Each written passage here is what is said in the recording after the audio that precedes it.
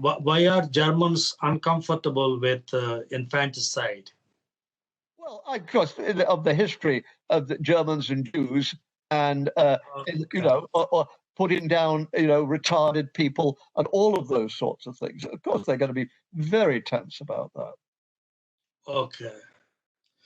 And in your book on Charles Darwin, you wrote that he was influenced by David Hume to some extent.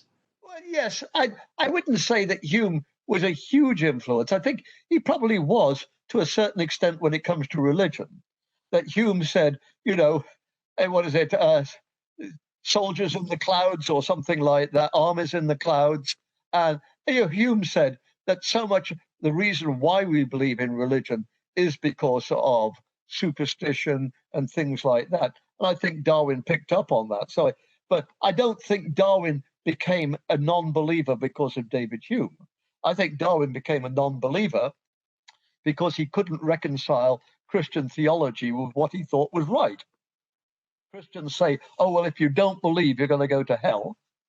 And Darwin said, my father didn't believe, my brother doesn't believe. They're two of the finest human beings I know.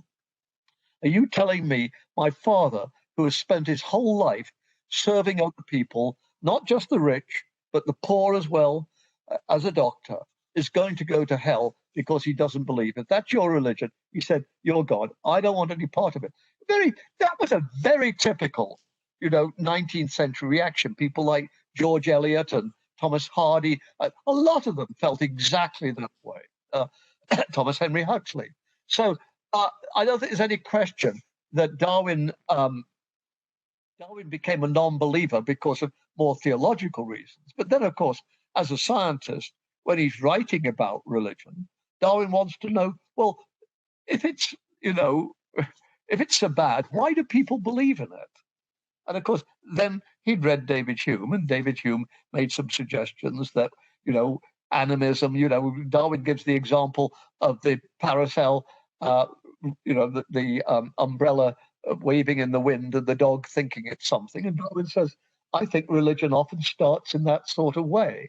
And so when Darwin's reading Hume, I read Darwin as reading Hume less for philosophy and more for, what should we say, sociological or psychological insight into why religions succeed.